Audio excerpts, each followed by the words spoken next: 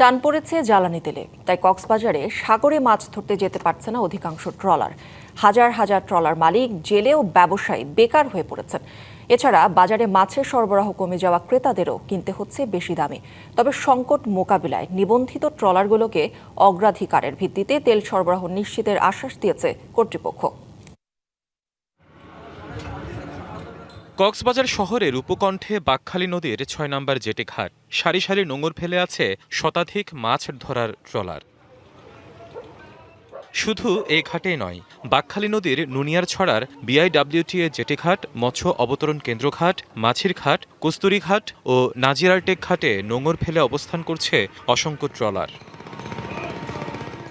একই দৃশ্য জেলার কুতুবদিয়া, মহেশখালী, উখিয়া ও টেকনাফ উপকূলের সবকটি ঘাটে। জেলায় সোয়া ৫,০০০-এর বেশি সাগরে মাছ ধরার ট্রলার রয়েছে। এর মধ্যে নিবন্ধিত ট্রলার ১৭০০-র বেশি। সমুদ্রগামী ট্রলারে তেল সরবরাহে অনুমোদিত বার্জ স্টেশনের সংখ্যা ১৭টি। সবগুলোতেই আছে মজুদ সংকট। তেল সংগ্রহ করতে প্রতিদিন শত শত ট্রলার ভিড় করলেও মাঝিরা ফিরে যাচ্ছেন হতাশ হয়ে।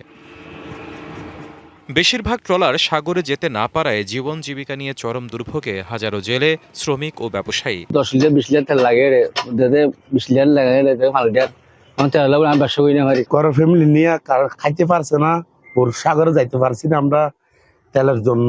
সরবরাহ কমে যাওয়ায় বাজারে মাছের দামে লেগেছে আগুন। তেল নাই, সেই জন্য বুট বাইর করতে পারে না।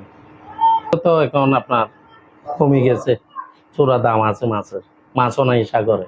এই জ্বালানি সংকটের কারণে আমাদের যারা ব্যবসায়ীরা রয়েছি এবং বিভিন্ন শ্রমিকরা রয়েছি অনেক সংকটের মধ্যে আছে। মাছ নেই, মাছের আমদানি খুবই কম, আর যা আছে এগুলো দামও অনেক বেশি।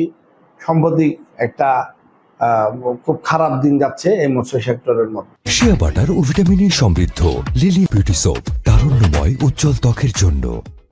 আগে প্রতিদিন 7 থেকে 10টি তেল বোঝাই লরি বার্জ স্টেশনে আসলেও এখন মিলছে একটি গাড়ি। চাহিদা মতো সরবরাহ না থাকায় সংকট তীব্র হচ্ছে। বন্ধ আছে কয়েকটি বার্জ স্টেশনও। আগে যদি 10 গাড়ি আসতো, এখন 1 গাড়ি আসতেছে না। আমরা তেলের জন্য সংকটে পড়ে গেছি। আমরা আজকে সাগরে যাওয়ার টাইম, আমরা সাগরে যেতে পারতেছি না। অনেক লোক, অনেক হাজার হাজার ট্রলার এখানে আটকে পড়ে আছে তেলের সংকটে।